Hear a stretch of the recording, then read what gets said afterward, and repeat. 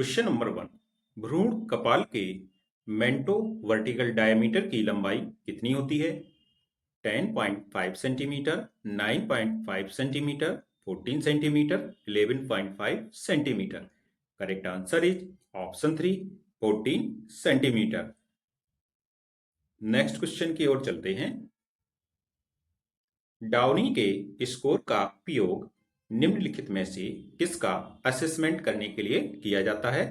Downy का score होता है, यह किसका असेसमेंट करता है आपको बताना है। क्वेश्चन ऑप्शन 1 है मधुमेह से पीड़ित माताओं के शिशुओं का मूल्यांकन करने के लिए, श्वसन संकट की गंभीरता के लिए, हाइपर बिलिरुबिनीमिया की गंभीरता के लिए, क्लासिफाई प्रीटर्म इन्फेंट्स के लिए। करेक्ट आंसर होगा जो रेस्पिरेटरी डिस्ट्रेस की सीवियरिटी होती है, इसका असेसमेंट करने के लिए डाउनी के स्कोर का उपयोग करते हैं, इसलिए यहां पर सेकंड ऑप्शन सही हो जाएगा। यहां पर हम लोग देख सकते हैं कि डाउनी के स्कोर में किस प्रकार से स्कोरिंग की जाती है। रेस्पिरेटरी रेट यदि 60 से कम है तो 0 मार्क्स देंगे, 60 to 80 है तो 1 मिलेंगे, और 80 से अधिक है तो 2 अंक देंगे। इसी प्रकार से retraction, air entry, grunting and cyanosis, ये सभी पॉइंट्स इसमें सम्मिलित किए जाते हैं, और ये यदि स्कोर 7 से अधिक आ रहा है तो इसका माना जाता है कि इम्पेंडिंग रेस्पिरेटरी फेल्योर हो चुका है। नेक्स्ट क्वेश्चन की ओर चलते हैं। अपरिचित लोगों से लगने वाले भय को कहा जाता है? Option 1 acrophobia, option 2 claustrophobia, option 3 xenophobia, option 4 agoraphobia. जब भी अपरिचित लोगों से किसी को डर लगे तो इससे जो भय होता है, जो एक फियर होता है कि लोगों से, अपरिचित लोगों से मिलने का डर होता है, उसको कहा जाता है xenophobia. So the correct answer is option 3। Next question. नवजात शिशुओं के लिए सामान्य एक्सिलरी और रेक्टल टेम्परेचर कितना होता है? एक्सिलरी 37.2 से 37.9 डिग्री सेल्सियस और रेक्टल 37.5 से 38.4 डिग्री सेल्सियस। एक्सिलरी टेम्परेचर होता है 36 से 36.5 डिग्री सेल्सियस और रेक्टल 36 से 36.5 डिग्री सेल्सियस। एक्सिलरी टेम्परेचर 37.5 से 38.5 डिग्री सेल्सियस और रेक्टल 37.7 से 38.7 डिग्री सेल्सियस।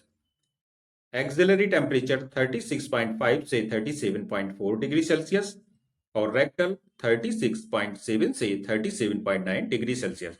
जो भी नियोनेट्स होते हैं उनके लिए जो नॉर्मल टेम्परेचर की जब बात होती है तो एक्सिलरी टेम्परेचर होता है 36.5 से 37.4 डिग्री सेल्सियस और रेक्टल टेम्परेचर होता है 36.7 से 37.9 डिग्री सेल्सियस।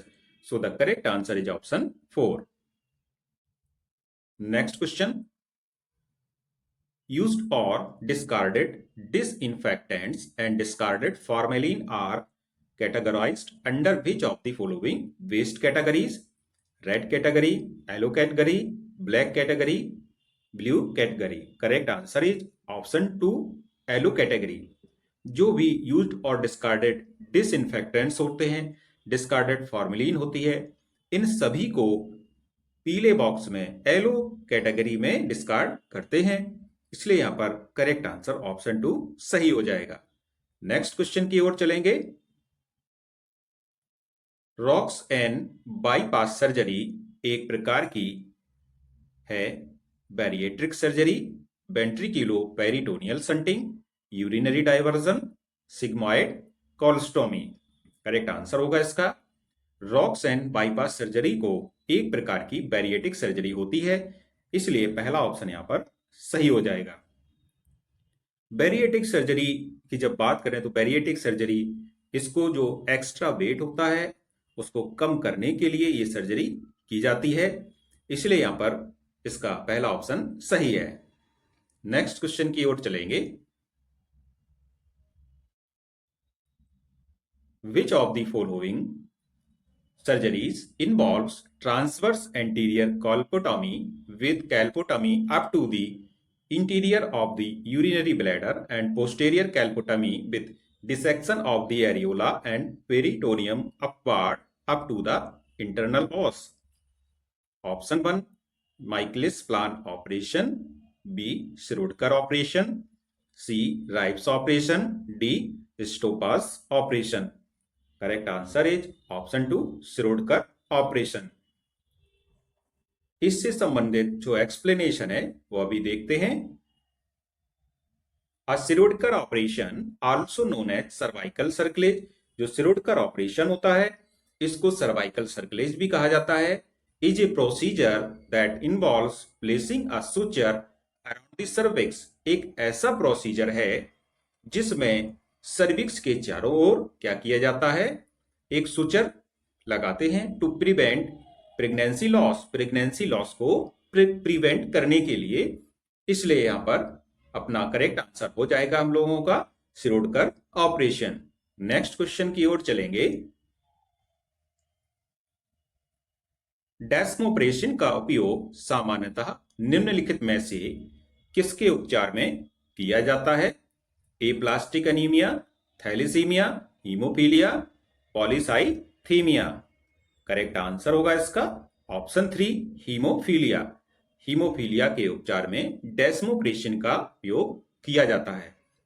हीमोफीलिया एक कंजेनाइटल डिजीज होती है जिसमें खून का थक्का नहीं जमता है या बहुत देर से जमता है। तो इस प्रकार से इसके ट्रीटमेंट के लिए जो प्रयोग करने वाली ड्रग है ये होती है desmopressin.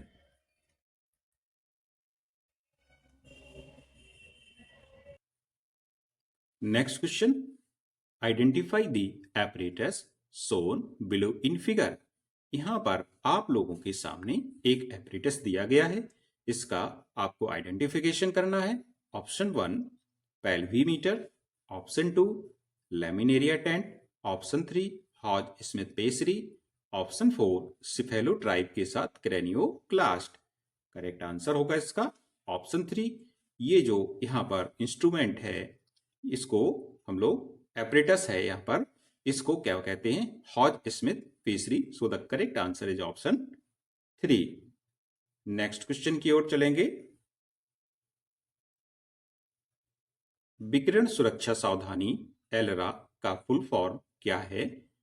As large as radiologically acquirable, as long as radiation is advisable, as low as reasonably achievable, as large as reasonably achievable.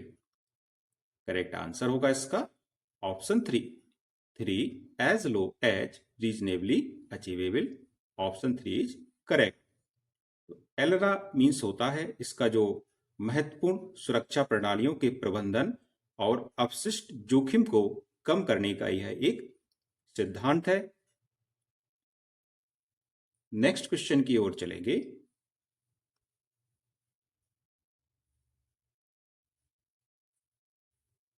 Where is oxytocin synthesized? Oxytocin का संश्लेषण कहाँ होता है? Option A paraventricular nuclei of the hypothalamus, paraxial nuclei of the hypothalamus, hypophysial portal plexus, hypothalamo epiphysial plexus. Correct answer is option A paraventricular nuclei of the hypothalamus. इसमें oxytocin का production होता है। यहां पर इससे संबंधित जो एक्सप्लेनेशन है वह हम लोग अभी देखेंगे। Oxytocin is produced by the hypothalamus after being stimulated by the pituitary gland, synthesised in paraventricular nuclei of the hypothalamus. Oxytocin का जो प्रोडक्शन होता है ये हाइपोथैलेमस में होता है। कब होता है? After being stimulated by the pituitary gland, जब पिट्यूटरी ग्लैंड स्टिमुलेट हो जाती है। As a hormone it plays a role in inducing labour contraction and lactation. एक हार्मोन के रूप में इसका जो काम होता है लेबर को इंड्यूस करना, कॉन्ट्रैक्शन को लेबर कॉन्ट्रैक्शन को इंड्यूस करना और लैक्टेशन को इंड्यूस करना होता है। It is released with touches and hugs, touch करने पर और हग्स करने पर यह रिलीज होता है। It is associated with bonding between a mother and her child as well as between lovers. Oxytocin hormone एक बॉन्डिंग हार्मोन भी होता है, एक लव हार्मोन भी इसको कहते हैं। तो इस प्रकार से यहां पर जो करेक्ट आंसर होगा विच इज ऑक्सीटोसिन का synthesis paraventricular nuclei of the hypothalamus में होता है। नेक्स्ट क्वेश्चन की ओर चलेंगे। What is the name of the muscle that extends from the sphenoid bone to the mandible? उस मांसपेशी का क्या नाम है जो स्फिनोइड हड्डी से मैंडिबल तक फैली हुई है? Pterygoid, masseter, sternocleidomastoid, trapezius. Correct answer is option A, pterygoid. एक ऐसी हड्डी जो एक ऐसी मांसपेशी होती है, क्या कौन? टेरिगॉइड, जो स्फिनोइड बोन से मैंडिबल तक फैली होती है। इससे संबंधित जो फिगर है वो यहाँ पर आप लोगों के सामने दिया गया है।